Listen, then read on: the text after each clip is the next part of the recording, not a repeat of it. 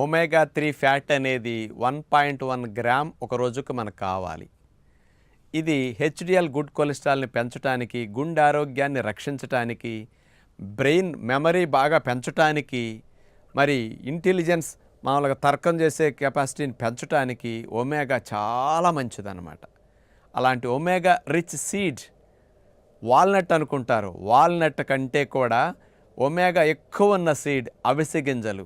100 గ్రాముల అవిసె గింజల ఫ్లాక్స్ సీడ్స్లో 13 గ్రామ్స్ ఒమేగా 3 ఫ్యాటీ యాసిడ్ ఉంది.